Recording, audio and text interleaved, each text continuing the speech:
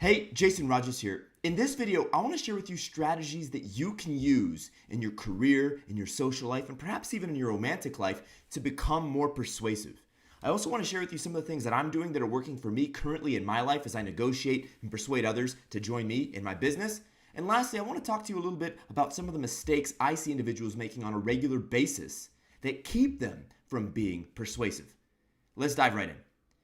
The first big point I want to make for you, and it's real simple, but we're going to start at 50,000 feet up and then we will work down. The first point I want to make for you in this video is the power of being right. So often I see individuals trying to be persuasive in regards to a point that they have or a point of view that they have that's wrong. Look, if you're looking to be persuasive, you might as well have a point of view that is right. And when I say right, I mean it could be backed by data. There are other individuals who have credibility, who agree with you in your point of view.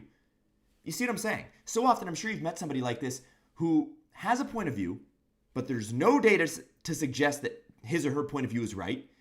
There's nobody else that's credible that believes his or her point of view is right. And yet this person goes on and on and on and on and on about the certainty that they have that they are correct. And often these types of individuals are frustrating, they're annoying, and usually you never leave that conversation or that interaction really sharing their point of view, right? In other words, they're not persuasive. You also need to make sure that you never over-embellish. This is something else a lot of individuals do that keeps them from being persuasive. Lots of times you'll see individuals who make up facts or who assume that they know what they're talking about. In other words, they fabricate data, they fabricate their details that really give their claim strength. One of the most persuasive things you can do is actually saying, I'm not sure about that. Let me get back to you. Or, you know what? That's a great question. I'm not so sure. Let's look into that and we'll further discuss, right? If you're not sure about something, say it. If you lack a specific understanding as it relates to your overall point, be straight up with it. What this does is it gives you credibility. Suddenly people can trust you. They say, do you know what?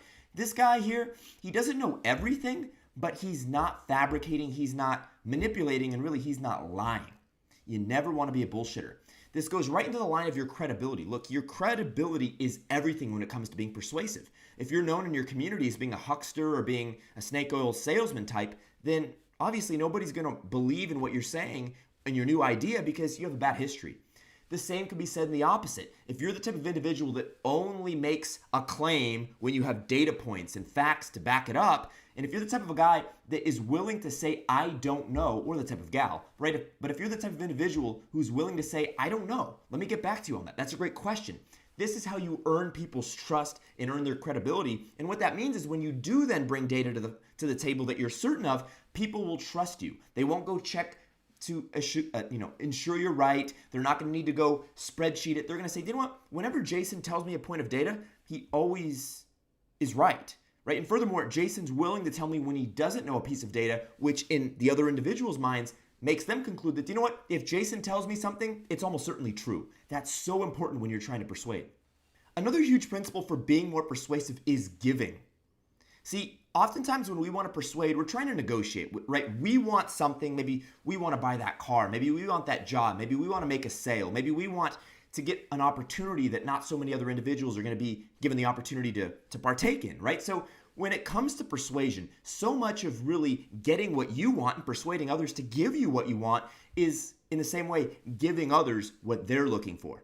This is where empathy comes into play. And this is really when you want to try to think, what does the person at the other side of the table want? Maybe you can give them equity, right? Maybe you can give equity in your business.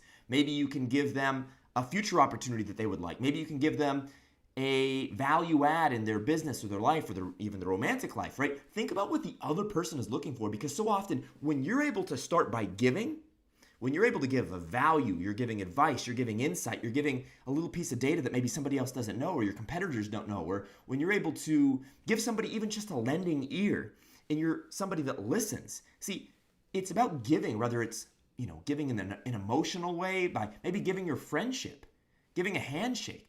There's so many different ways we can give value. Yes, some of them are monetary, others are more personal, relationship-wise, or emotionally based. But think of how you can give the other person or the other people that you're trying to persuade what they want. Another great way to be persuasive is just to have a funny joke, right? Not that I'm some comedian and you may or may not be a comedian yourself, but simply giving people a better day, right? Improving the quality of somebody's day by wearing a smile. Very simple, but it works, right? Or having a funny joke, or simply being a likable individual, meaning you're not nagging them, you're not being that type of person that nobody wants to be around. No, you're a likable individual. This makes people more likely to buy into what you're ultimately trying to persuade them to do or to believe, because we like to agree with people whom we like. In the same way, we often disagree with the points of views of individuals that we don't like. It's really that simple.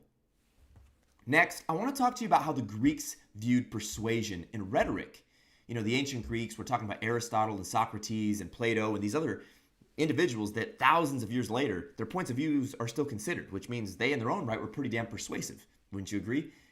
One of the principles that the Greeks taught us about persuasion and communication are ethos, logos, and pathos. And if you can appeal to ethos, logos, and pathos when you're making a speech, when you're selling, when you're otherwise persuading or negotiating, you're going to have a lot better chance of success. So let's go through these. First, we have logos. Logos is about appealing to logic. This is where you want to appeal to data. You want to give facts. You want to give figures. You want to be able to source or credit your sources. Ideally, they're credible sources, right? Whether it's professors or research or shareholder reports or whatever form of data or evidence that you have that supports your claim. It all goes back to being right. Remember what we started the video with. When you're right, it's a lot easier to be persuasive. You know what I'm saying? So go do your homework.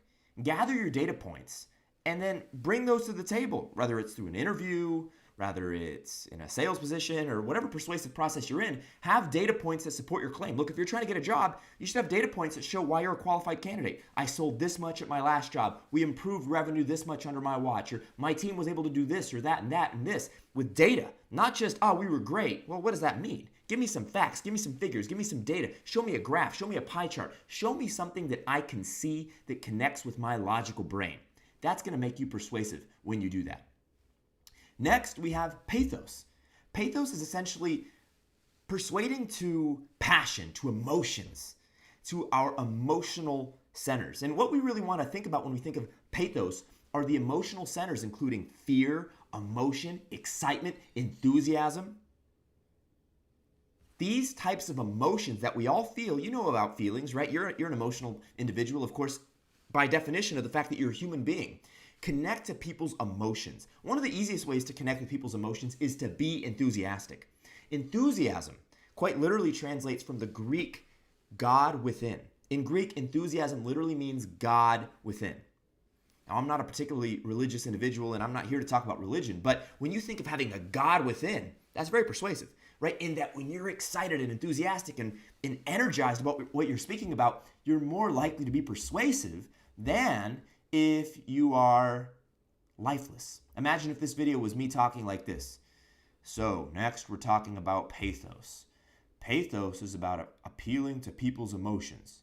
Emotions are very important because people often make decisions emotionally. No, you wouldn't listen to me. You would turn off this video. You'd be on to the next one.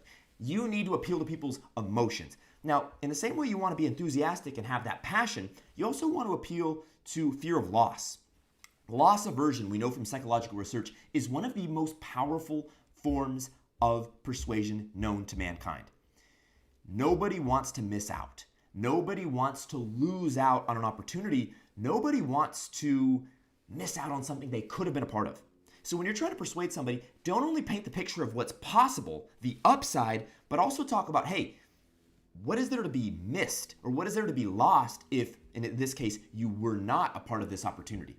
Right? If you're selling something, yes, you got to sell why this is awesome, the features, the benefits. We're not going to go into sales directly here, but when you're selling something, yes, you're selling the upside, the opportunity, the dream, but you're also talking about, hey, look, here's what you might lose, or here's what you might miss out on, or here are the risks of not buying this. Here are the risks or the liabilities of not taking action at this time, right? Maybe it's a financial risk. Maybe it's a health risk. Maybe it's whatever, some form of loss or missing out or liability or risk that is associated with not taking action. Using fear and pleasure or pain versus loss right? And juxtaposing these two things in your persuasive communication is really going to help you. And that's another way of connecting, yes, to logos, but even more so, it's to pathos. It's to the emotional centers of the brain. Remember, we have an emotional brain that responds to gain and loss, to pleasure and to pain. So always connect to those emotional centers in your communication. And then lastly, to continue with the Greeks here, they also had the ethos. Ethos is essentially appealing to people's ethics, to the fact that we want to do good in the world. Ideally, when you're persuading somebody, you want to be able to share how when they adopt your point of view or they join you or they otherwise team up with you, how together the two of you are going to be able to do good in the world. You're going to make a positive impact. People are going to be benefited because of whatever your claim is or whatever you're trying to persuade others to do, right? If I go to you and I say, hey, look, we're going to make a ton of money in this deal and it's exciting and do it now, but by the way, we're going to have to kill 5 million people to make all this money and to change the world, right? Do you want to be a part of it? You would say, dude, no, I'm not in the business of killing people, right? On the other hand, if I said, there's an opportunity for financial gain, it's a very exciting opportunity, but most importantly, we could change the lives positively of 1 million people. See, that's a very powerful, persuasive effort at ethos. It's, hey, your ethics, your desire to make the world a better place and to be a better person and make the world a little bit better as a result of your actions or whatever you're doing in the world, right? So appeal to people's ethics. You want to make sure that whatever you're talking about ideally is ethical, it's legal, it's moral, it's above board, and even better yet, if it improves the lives of others, that's even better. That's appealing to ethos. When you then really combine your persuasive points to have pathos, logos, and ethos, you're going to be very, very, very much persuasive in comparison to if you lacked some of these points. You got it. When you hit all three, it's that perfect storm. And the overlap, in my opinion, becomes greater than the sum of its parts, right? Logos alone is good. Pathos alone is all right. Ethos alone will get you somewhere. But when you have all three stacked on top of each other, I would say it's an exponential effect as far as your ability to persuade. Another thing you can consider when you're trying to be more persuasive is talk about social proof, or really bring in social proof into your communication. Social proof is essentially when other people also share your point of view. So for example, if you're in sales, you want to talk about your past clients who have had success or who have really loved your product, right? If you're trying to build a team, you want to talk about the other team members that have already joined you, right? What you're essentially doing is getting people to say, I want to do that too. Me too, right? It's the domino effect. Once you get one person to buy your product, it's easier to sell the second than it was the first. Once you've sold 2 products or you've sold your services twice, you can say, hey, so-and-so bought this product last week. The week before, so-and-so bought their product. How about you? You know what I'm saying? It's easier to keep the ball rolling. It's quite literally momentum. It's Newton's first law of physics. That which is in motion stays in motion. That which is at rest stays at rest. So once you get some momentum, whether you're selling, whether you're persuading, whether you're negotiating, whatever you're doing, use that momentum, that social proof of saying what other people have done, how they've already joined you. If I'm able to say to you, 50 million people have bought this product, what do you say? Would you like to invest or would you like to buy it? That's a lot more persuasive than saying, hey, I've never had anyone buy this product. Would you like to be the first person ever? And I can go into psychology, but in short, when you have social proof, share it, use it, leverage it. And likewise, if you have parts of your persuasive process that lack social proof, you don't need to talk about it, right? There's no persuasive value in saying, nobody's ever bought this product. That's just not going to get you anywhere. I think you see the point. Lastly, I want you to consider using metaphors, stories, and visualization, or really painting a dream whenever you're trying to persuade, right? It's one thing, again, to talk about logic and facts and figures and numbers, but eventually, you've been in a math class. It gets kind of boring, right? 2 plus 2 equals 4, 4 plus 4 equals 8. Well, great, that's fun, that's neat, that's whatever, but numbers only go so far. When you can paint a picture and really get vivid and use all 5 senses, when you can use metaphors or similes and other rhetorical devices, you're tapping into a deeper part of the emotional process. Again, you're going back to pathos. And that's where decisions are often made. We are emotional creatures. It's something that human beings don't often like to think about. The fact that so many of us make the decisions in our day based on our emotions, yet our emotional brain is much more evolved than our logical brain as it relates to the amount of time that our logical brain has been developed versus our emotional brain. Our logical brain, the prefrontal cortex that's right here that is involved with higher level thinking and cognition and logic, that's only a human phenomenon. So when you're appealing to logos, you're appealing to the part of the brain that's fairly new. It's a new development, if you will. It's a new technology. But when you're appealing to emotions by painting pictures, by telling stories, you're connecting to the emotional centers of the brain that are quite literally deeper back in your brain. And when you appeal to those emotional parts of your brain by using vivid imagery and similes and rhetoric and metaphors and storytelling, you are connecting to a part of the brain that is far more developed than, again, the logical prefrontal cortex, the frontal part of your brain. And so case in point, you really want to always consider, how could I add a story? How could I add a metaphor? How could I add some form of rhetorical device that's going to get people out of their logical brain for a minute and help them really see a picture or a dream or a vision? That will really add to the persuasiveness of your communication. That's it for this one. I'm sure we could go deeper, but I think this is a nice 101 for you becoming more persuasive in your own life, whether you're trying to sell, negotiate, you're interviewing, whatever you're trying to do. These tips and strategies that I've just shared here will help you out. So put them into play and share in the comments what your number one takeaway has been. I want to hear from you. And if you want more content like this, be sure to subscribe. And lastly, my friend, I'll see you in the next video.